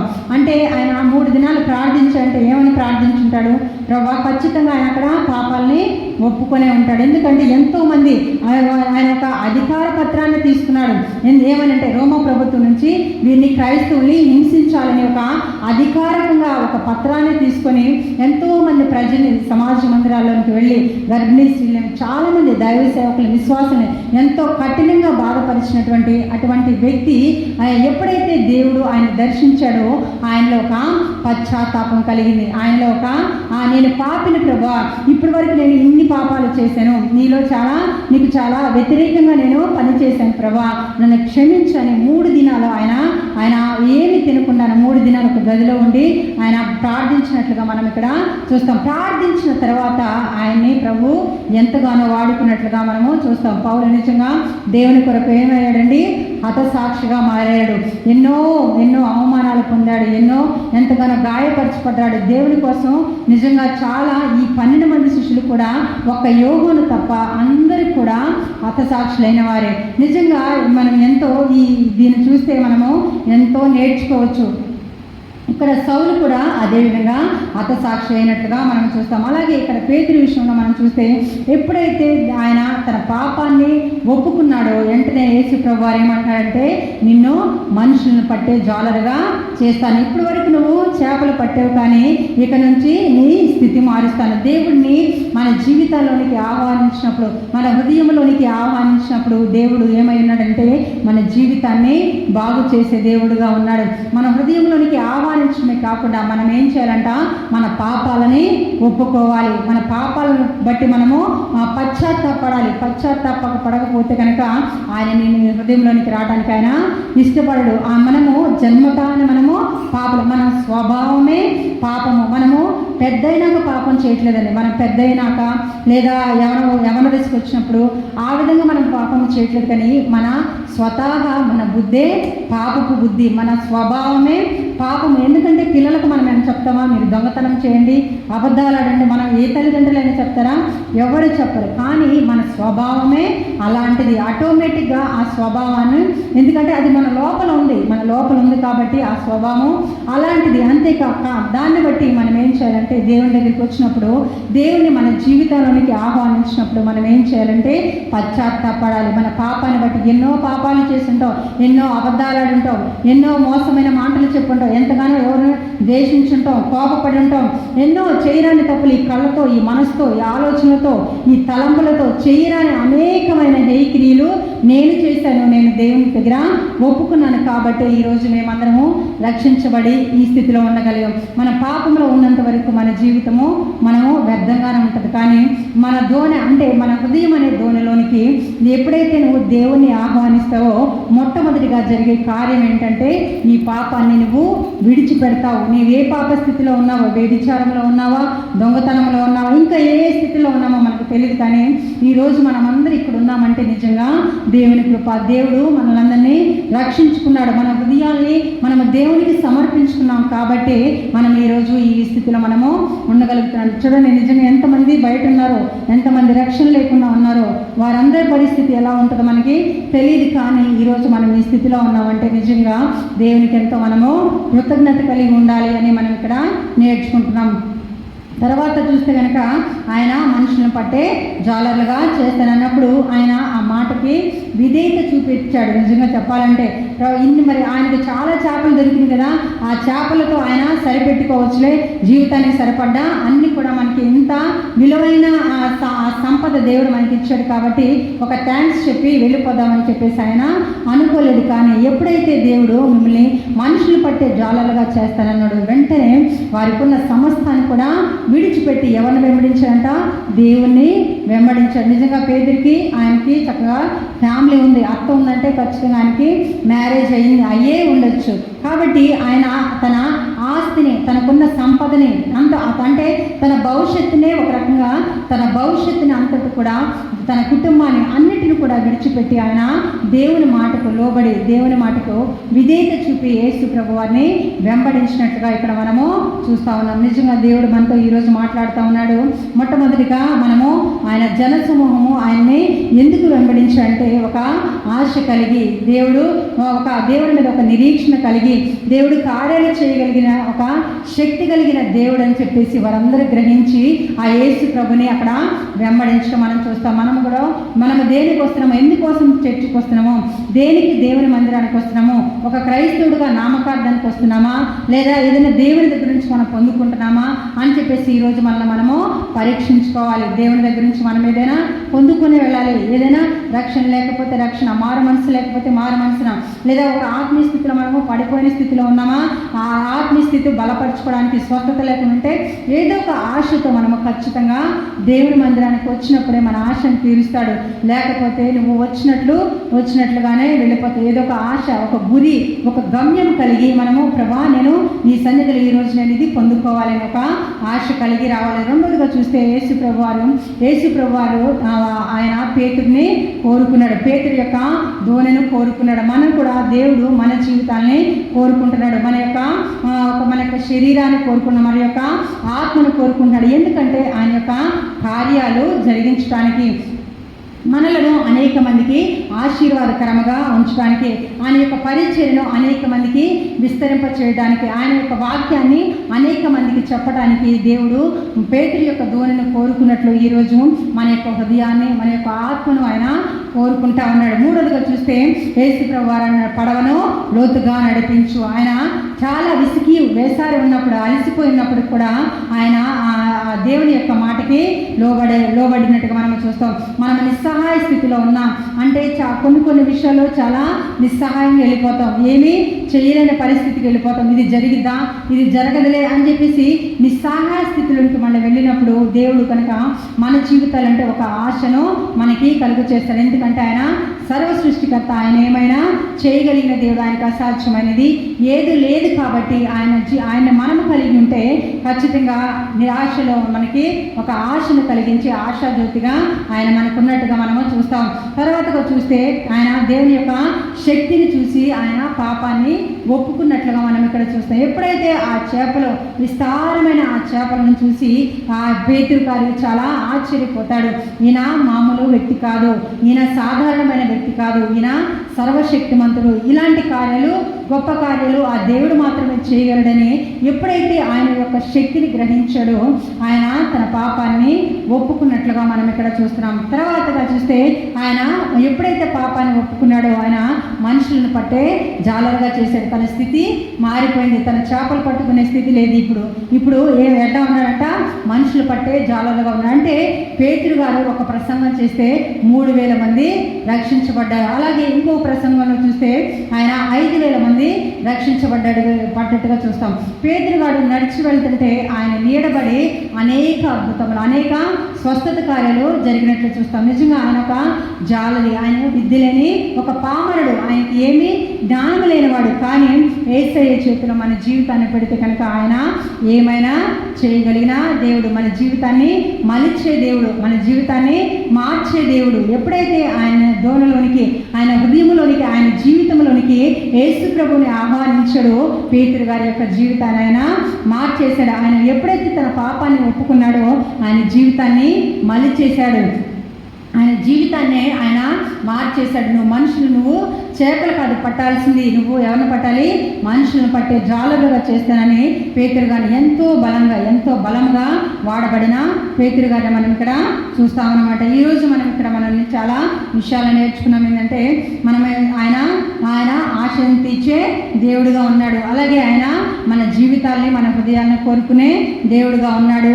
మూడవదిగా చూస్తే నిరాశలో మనకి ఆశను కలిగించే దేవుడిగా ఉన్నాడు. తర్వాత ఆయన మా పాపాన్ని కనుక మనం ఒప్పుకుంటే, ఆయన మాటకి, ఆయన పిలుపుకి మనము లోబడితే ఆయన మనల్ని వాడుకోవాలని ఆశపడతా ఉన్నాడు. అలాగే అనేక మందికి మనల్ని ఆశీర్వాదకరంగా మనల్ని మార్చాలని దేవుడు మనల్ని ఆశపడుతున్నాడు. ఈరోజు మనందరి ఈ వాక్యం ద్వారా మనందరితో మాట్లాడాలని నేను నమ్ముతున్నాను. నిజంగా అమెరికాలో ఆ వ్యక్తి మరణిస్తే చాలా దుఃఖం అనిపించింది. ఒక యవనస్తుడు నిజంగా తనకున్నదంతా కూడా విడిచిపెట్టి ఒక ఉద్దేశంతో, ఒక దేవుని వైపు దీన్ని నడిపించాలని ఒక మంచి ఉద్దేశంతో తన జీవితాన్ని త్యాగం చేసినట్లుగా మనం చూస్తాం. మనల్ని కూడా దేవుడు ఈ వాక్యంతో ఇదే విధంగా మనల్ని హెచ్చరిస్తున్నాడు. మనము దేవుని పిలుపుకి, దేవుని మాటకి లోబడితే కనుక ఖచ్చితంగా దేవుడు మన జీవితాన్ని మలిచే దేవుడుగా ఉన్నాడు, మార్చే దేవుడుగా ఉన్నాడని ఈ వాక్యం ద్వారా మనందరితో మాట్లాడాడని నేను నమ్ముచున్నాను. దేవుడి వాక్యాన్ని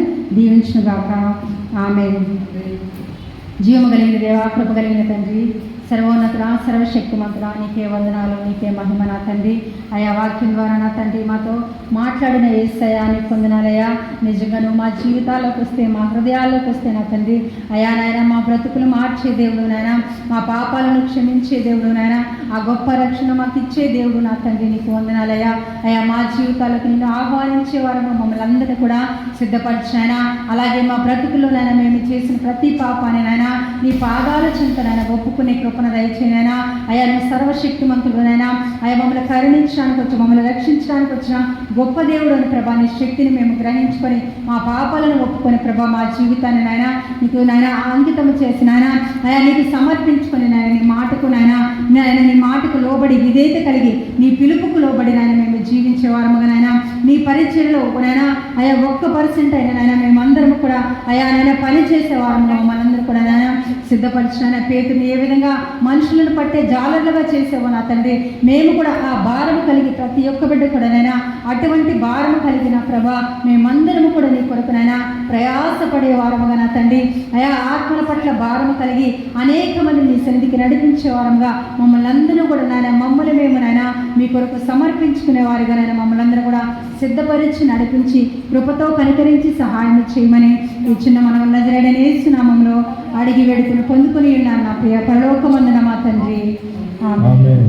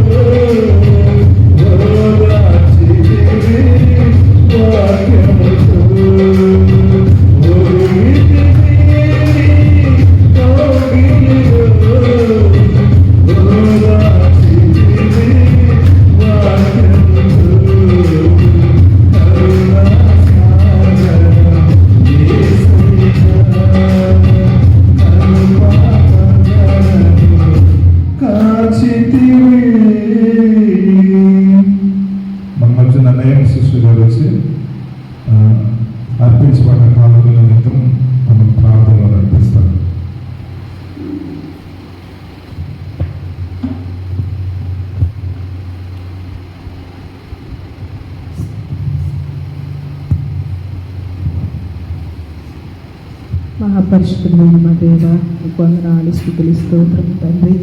గొప్ప దేవుడు అయ్యా, ఇదిగో నా తండ్రి నాయన ఈ దినాన్ని నా ప్రభా నాయన ఈ విధంగా ఆయన నీ సన్నిధిలో నాయన మేము ఉండి నా ప్రభా నాయన నీ పాటలు పాడి ఆరాధించి నీ వాక్యం వినడానికి ఆయన తగిన ధన్యతను మీరు మాకు ఇచ్చినందుకు నీకు స్తోత్రం నాయన. వచ్చిన బిడ్డలందరినీ కూడా మీరు దీవించి ఆశీర్వదించుకుని అడుగుచున్నాం తండ్రి. అలాగే నా తండ్రి ఆయన రాని బిడ్డలను కూడా ఆయన మీరు నడిపించమని అడుగుచున్నాం తండ్రి. నీకు స్తోత్రం నేను. అలాగే నువ్వు కానుకల నిమిత్తం ప్రభా నేను గుప్పులు గుప్పులు వారిని నా తల్లి ఎంతగానో దీవించి ఆశీర్వదించి నూరంతా ఫలాలు దయచేసిన దేవుని తండ్రి నాయన మట్టి విధంగా నేను మమ్మల్ని దీవించమని అడుగుచున్నాం తండ్రి. నీకు వందనాలు.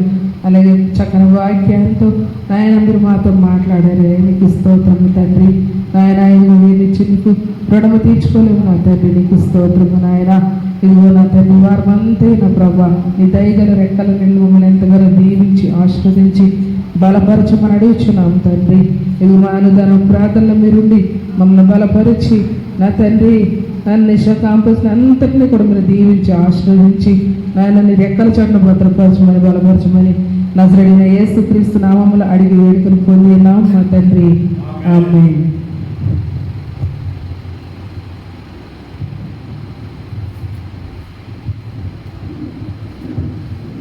పరలోక ప్రార్థన జరిగించుకుని మనం ఆరాధన చేసుకుందాం. పరలోకమునందు మా తండ్రి నీ నామం పరిశుద్ధపరచబడును గాక, నీ రాజ్యం మాకు వచ్చును గాక, నీ చిత్తం పరలోకమందు నెరవేర్చున్నట్టు భూమి నెరవేరును గాక. మా నిదినాహారం నేడు మాకు దయచేయము, మా రుణస్థులు మేము క్షమించిన ప్రకారము మా రుణములు క్షమించము, మమ్మల్ని దుష్టుల నుంచి తేక మమ్మల్ని తప్పించము, ఎందుకంటే రాజ్యము బలము మహిమ నిరంతరం నీవు ఉన్నావు తండ్రి. ఆమేన్. అందరికీ ప్రైజ్ కావాలండి.